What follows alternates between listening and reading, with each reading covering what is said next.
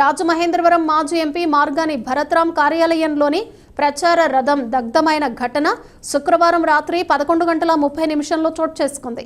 రాజమహేంద్రవరం మాజీ ఎంపీ మార్గాని భరత్రాం కార్యాలయంలోని ప్రచార రథం దగ్ధమైన ఘటన శుక్రవారం రాత్రి 11:30 సమయంలో చోటు చేసుకుంది. వియల్పురం కార్యాలయ ఆవరణలో నిలిపి ఉంచిన ప్రచార రథం నుంచి మంటలు వ్యాపించడంతో అటుగా వెళుతున్న స్థానికులు గమనించి భరత్ అనుచరులకు అగ్నిమాపక శాఖకు సమాచారం ఇచ్చారు. మాజీ ఎంపీ మార్గాని భరత్రాం నగర అధ్యక్షుడు అడప శ్రీహరి వెంటనే సమాచారం అందుకుని అక్కడకు చేరుకుని సంఘటనా స్థలాన్ని పరిశీలించారు. ప్రకాశం నగర్ పోలీసులకు సమాచారం అందించారు. ఘటనా స్థలానికి చేరుకున్న అగ్నిమాపక సిబ్బంది మంటలు ఆర్పి పరిస్థితి చక్కదిద్దారు.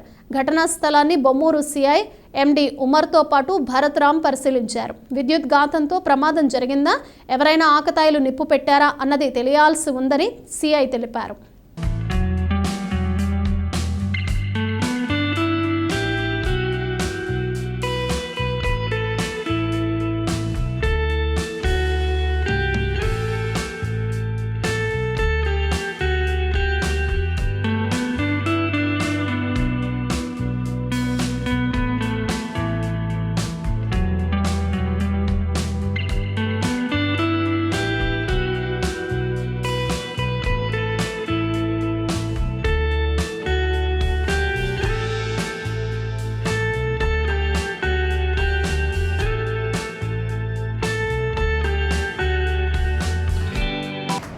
విశ్వేశ్వర రెడ్డి గారు ఐ థింక్ 1958 నవంబర్లో జన్మించారు. ఇక్కడికి దగ్గరలో ఉన్న విలేజ్లో.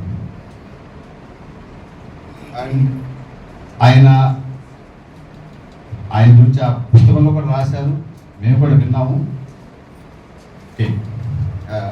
అప్పటి middle class, lower middle class నుంచి బయటకు వచ్చి కష్టపడి ఒక టార్గెట్ జైలు పెట్టుకుని అంచెలంచెలుగా బయటకు వచ్చారు. అయితే ఆ జైల్లో అది ఆయన ఒక్క ధ్యేయం పెట్టుకోలేదు. ఇది లేదు, నేను ఈ సొసైటీకి సేవ చేయాలి, ఈ సొసైటీలో ఎంతోమంది మాకు పైకి తీసుకురావాలి, ఆ ధ్యేయం పెట్టుకుని అలా పైకి వచ్చారు. ఇక మాకు తెలిసిన రోజుల్లో, ఆ కాలేజీ రోజుల్లో ఆయన మద్రిబాల్ నుంచి ఎక్కువ వచ్చారు. మద్రిబాల్ నాకు చాలామంది ఉండేవాళ్ళు, ఫ్రెండ్స్ కూడాను. ఈవెన్ అక్కడ విశాఖపట్నంలో చదువుకుంటున్న రోజుల్లో గవర్నమెంట్ ఏవో కొంచెం సైట్స్ ఎలకేట్ చేస్తున్నాయి. అంటే అప్పుడు ఇల్లు కాలిపోవడం జరిగింది కాకుండా సైట్స్ ఎలకేట్ చేస్తే ఈయనకి తెలిసింది. వెంటనే ఆయన వెళ్ళి తెలిసిన మనుషులందరినీ పట్టుకుని చాలామందికి అప్పుడు చదువుకుంటున్న రోజుల్లో ఊరికే సైట్లు ఇప్పించారు. ఇవాళ వాళ్ళందరూ కోటీసులు అయిపోయారు విశాఖపట్నంలో. అంతటి సేవ కూడా అప్పటి నుంచే మొదలుపెట్టారు. ఆ తర్వాత అఫ్కోర్స్ అందరికీ తెలిసిన విషయమే ఏపీ పేపర్ మిల్లో జాయిన్ అయ్యారు. ఏపీ పేపర్ మిల్లో కూడా ఆయన ఒకవైపు ఆఫీసర్స్ అసోసియేషన్ ప్రెసిడెంట్గా ఉంటూ, రెండో వైపు ఆయన వర్కర్స్ యూనియన్కి మేనేజ్మెంట్కి వారధిగా ఉండేవాడు. చాలా ఆనందంగా ఉంది. ఎందుకంటే 75-80 ఇప్పుడు 2024లో వచ్చాం. అదే 24 ఇది 20 దగ్గర 44 ఇయర్స్ తర్వాత 44 ఇయర్స్ తర్వాత చాలా మంది కలిశారు. అంటే మధ్యలో కొంతమంది కలుస్తున్నాం, అయినప్పటికీ చాలా మంది 44 ఇయర్స్ తర్వాత కలవడం జరిగింది. ఇది చాలా ఆనందంగా ఉంది. ఎందుకంటే మనం సొంత గ్రామానికి కానీ మన కన్న తల్లి దగ్గరికి కానీ వెళ్ళినప్పుడు మనం ఎంతో ఆనందం పొందుతాం.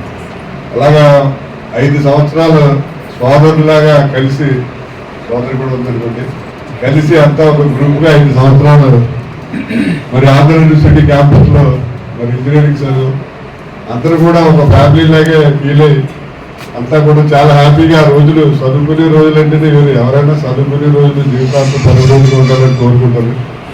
అలా చాలా హ్యాపీగా గడిపిన రోజులు. మళ్ళీ తర్వాత ఇప్పుడు 44 సంవత్సరాల తర్వాత మళ్ళీ ఇలా హ్యాపీగా గడుపుతానని చాలా ఆనందంగా ఉంది. ముఖ్యంగా అందరూ ఫ్యామిలీస్ గురించి ఇంట్రడక్షన్ చేశారు. మా మిస్సెస్ ఉమామహేశ్వరి,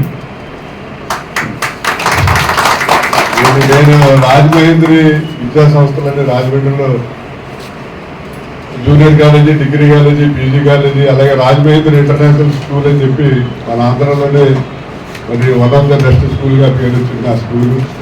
అలాగే చాలా బిజినెస్లు, ఫైనాన్స్ బిజినెస్, కళ్యాణ మండపం, ఇలా రకరకాల బిజినెస్లు కూడా ఉన్నాయి. అవన్నీ చేయడానికి ఆవిడే కారణం. ఎందుకంటే ఎవరు మగవాడు ఎడకాలన్నా ఆ విజయానికి ఆ సక్సెస్కి కారణం వైఫ్ అనే సాధారణంగా అనుకుంటాం. కానీ అది కూడా వాస్తవం నిజం. ఎందుకంటే ఆవిడే